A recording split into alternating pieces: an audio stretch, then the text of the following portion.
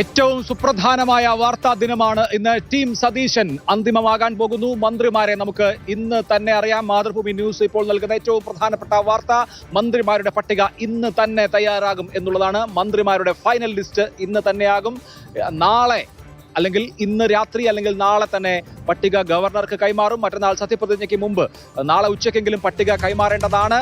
ആ മന്ത്രിമാരുടെ പട്ടിക ഇന്ന് തന്നെ അന്തിമമാകും.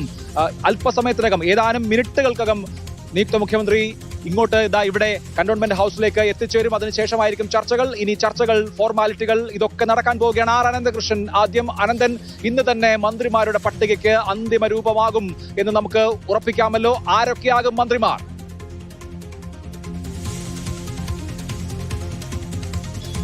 അഭിലാഷ്, മുഖ്യമന്ത്രി ചർച്ച നീണ്ടതുപോലെ അത്തരം അലോസരങ്ങളൊന്നുമില്ലാതെ മന്ത്രിമാരുടെ പട്ടിക സ്മൂത്തായി തയ്യാറാക്കണം, അല്ലെങ്കിൽ മന്ത്രിസഭാ രൂപീകരണം സ്മൂത്താകണം എന്നുള്ളൊരു വിലയിരുത്തലാണ് പൊതുവെ ഘടകകക്ഷികൾക്കും കോൺഗ്രസ് നേതൃത്വത്തിനും ഉള്ളത്. അതുകൊണ്ട് തന്നെ ഇന്ന് കന്റോൺമെന്റ് ഹൗസിൽ നടക്കുന്ന ചർച്ചകൾ കൃത്യമായി നേരത്തെ ഉദ്ദേശിച്ചതുപോലെ തന്നെ കാര്യങ്ങൾ സുഗമമായി പോകും എന്നുള്ളൊരു പ്രതീക്ഷയാണ് നേതൃത്വത്തിനുള്ളത്. മാത്രമല്ല, ഇപ്പോൾ തിരുവനന്തപുരത്ത് തിരക്കിട്ട ചർച്ചകൾ പല കേന്ദ്രങ്ങളിലായിട്ട് നടക്കുകയാണ്. അല്പസമയത്തിനകം തന്നെ ഘടകകക്ഷി നേതാക്കൾ, മുഖ്യമന്ത്രി കന്റോൺമെന്റ് ഹൗസിൽ എത്തുന്നതോടെ ഘടകകക്ഷി നേതാക്കൾ എത്തും. നമുക്ക് നേതൃത്വത്തിൽ നിന്ന് ലഭിക്കുന്ന വിവരം ഇന്ന് തന്നെ മന്ത്രിസഭാ രൂപീകരണത്തിന്റെ അന്തിമ തീരുമാനത്തിലേക്ക് എത്തും എന്നുള്ളതാണ്. അതിൽ ചില തർക്കങ്ങൾ, അല്ലെങ്കിൽ വലിയ തർക്കങ്ങളൊന്നുമില്ല, ചില നീക്കുപോക്കുകൾ വരുത്താനുള്ളത് മുസ്ലിം ലീഗുമായിട്ടും ജോസഫ് ഗ്രൂപ്പുമായിട്ടുമാണ്. മുസ്ലിം ലീഗിന് 5 മന്ത്രിസ്ഥാനം എന്നുള്ളതാണ് അവരുടെ ആവശ്യം. അത് 4 ഒതുക്കാൻ പറ്റുമോ എന്നുള്ളതാണ് കോൺഗ്രസ് നേതൃത്വം നോക്കുന്നത്. പക്ഷേ ലീഗിന് മറ്റൊരു ആവശ്യം കൂടിയുണ്ട്. എം കെ മുനീറിന് കൃത്യമായ ഒരു അക്കോമഡേഷൻ വേണം എന്നുള്ള ഒരു ആഗ്രഹം അവർക്കുണ്ട്. അപ്പോൾ അതും എങ്ങനെ ഗൗനിക്കാം എന്നുള്ള കാര്യവും പരിഗണനയിലുണ്ട്. അപ്പോൾ 4 മന്ത്രിമാർ ലീഗിന് എന്നുള്ള ഒരു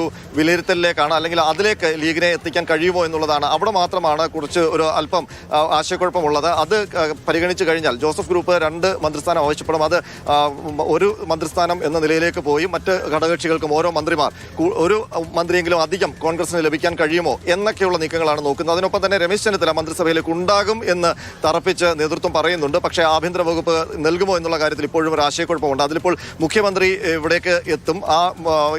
മുഖ്യമന്ത്രി എത്തിക്കഴിഞ്ഞ ശേഷമാകും അതിലും ഒരു തീരുമാനം ഉണ്ടാവുക. ഏതായാലും രമേശ് ചെന്നിത്തലയെ പിണക്കി നിർത്തിക്കൊണ്ട് മുന്നോട്ട് പോകില്ല. രമേശ് ചെന്നിത്തല മന്ത്രിസഭയിൽ ഉണ്ടാകും എന്നുള്ള ഒരു ശുഭ സൂചന അദ്ദേഹത്തിനും നൽകിയിട്ടുണ്ട് എന്നാണ് നമുക്ക് മനസ്സിലാക്കാൻ കഴിയുന്നത്. ഏതായാലും ഇന്ന് മന്ത്രിസഭ സംബന്ധിച്ചൊരു അന്തിമ പട്ടിക രൂപീകരിക്കുകയും നാളെ ഗവർണർക്ക് ആ മന്ത്രിസഭാ പട്ടിക കൈമാറുകയും ചെയ്യാനാണ് ഇപ്പോൾ നേതൃത്വം ആലോചിക്കുന്നത്. അത് അങ്ങനെ തന്നെ പോകും എന്നുള്ള ഉറച്ച ശുഭപ്രതീക്ഷയാണ് നേതൃത്വം നൽകുന്നത്. അഭിലാഷ്,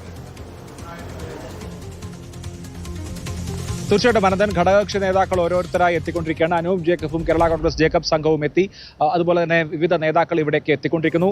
2-3 മിനിറ്റിനുള്ളിൽ തന്നെ കന്റോൺമെന്റ് ഹൗസിലേക്ക് നിയുക്ത മുഖ്യമന്ത്രി എത്തുകയാണ്. അതേസമയം തന്നെ നാളെ മുതൽ പുതിയ കാറുകളല്ല, നിലവിലെ മന്ത്രിമാർ ഉപയോഗിച്ച കാറുകൾ തന്നെ ആയിരിക്കും ടൂറിസം വകുപ്പ് പുതിയ മന്ത്രിമാർക്ക് നൽകുക എന്ന് അറിയുന്നു. ഇന്നോവ ക്രിസ്റ്റ വാഹനം, എന്തായാലും കിയ കാർണിവൽ ആയിരിക്കില്ല പുതിയ മുഖ്യമന്ത്രിയുടെ വാഹനം എന്ന് നമുക്ക് ഉറപ്പിക്കാം. വെള്ള നിറത്തിലുള്ള ഇന്നോവ ക്രിസ്റ്റ വാഹനങ്ങൾ സംബന്ധിച്ച് അന്തിമ അറേഞ്ച്മെന്റ് ആയോ?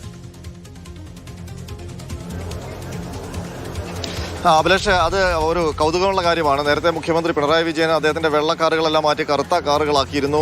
അതുപോലെ തന്നെ കിയ വാഹനമാണ് ഉപയോഗിക്കുന്നത് അദ്ദേഹം. അപ്പോൾ നമുക്ക് പുതിയ മുഖ്യമന്ത്രി വി ഡി സതീശൻ നൽകിയിരിക്കുന്ന ഒരു സന്ദേശം എന്ന് പറയുന്നത് തനിക്ക് കറുത്ത കാറുകൾ വേണ്ട എന്നുള്ളതാണ്. പക്ഷേ പുതിയ വാഹനങ്ങൾ അതിനുവേണ്ടി വാങ്ങിക്കേണ്ടതുമില്ല എന്നുള്ളൊരു നിർദ്ദേശമാണ് അദ്ദേഹത്തിന്റെ ഓഫീസ് നൽകിയിരിക്കുന്നത്. ഇപ്പോൾ നമുക്ക് മനസ്സിലാക്കാൻ കഴിയുന്നത് മുൻ മന്ത്രി വി എൻ വാസവൻ ഉപയോഗിച്ച ഇന്നോവ കാറ്, വെള്ളക്കാറ്, അത് മുഖ്യമന്ത്രിക്കായി ഉപയോഗിക്കാനുള്ള ഒരു തീരുമാനത്തിലേക്ക് എത്തി എന്നുള്ളതാണ്. അതിൽ മുഖ്യമന്ത്രിയുടെ ഓഫീസിനും എതിർപ്പില്ല എന്നാണ് നമുക്ക് മനസ്സിലാക്കാൻ കഴിയുന്നത്. അപ്പോൾ അത് അധികം ഓടാത്ത ഒരു വണ്ടിയാണ്, പുതിയ വണ്ടിയാണ്. ഏതാണ്ട് 10,000 കിലോമീറ്റർ മാത്രമാണ് അത് ഓടിയിട്ടുള്ളത്. അതുകൊണ്ട് തന്നെ ആ വാഹനം മുഖ്യമന്ത്രിയുടെ ആവശ്യത്തിന് വേണ്ടി മുഖ്യമന്ത്രിയുടെ ഔദ്യോഗിക വാഹനമായിട്ട് കേരള സ്റ്റേറ്റ് നമ്പർ 1 കാറായിട്ട് ഉപയോഗിക്കാം എന്നുള്ളൊരു തീരുമാനത്തിലേക്ക് മുഖ്യമന്ത്രിയുടെ ഓഫീസും ടൂറിസം വകുപ്പും എത്തി എന്നുള്ളതാണ് നമുക്ക് മനസ്സിലാക്കാൻ കഴിയുന്നത്. അതിനൊപ്പം തന്നെ ഈ നേരത്തെ മുൻ മുഖ്യമന്ത്രി പിണറായി വിജയൻ ഉപയോഗിച്ച മറ്റൊരു ഇന്നോവ കാറും കൂടിയുണ്ട്. അതും അധികം കിലോമീറ്റർ ഓടിയിട്ടില്ല. അപ്പോൾ അതുകൂടി മുഖ്യമന്ത്രിയുടെ ആവശ്യത്തിന് ഉപയോഗിക്കാം എന്നുള്ളൊരു തീരുമാനത്തിലേക്ക് എത്തി. ഏതായാലും കറുത്ത കാറിൽ വി ഡി സതീശൻ സഞ്ചരിക്കില്ല എന്നുള്ള കാര്യം ഉറപ്പാണ്.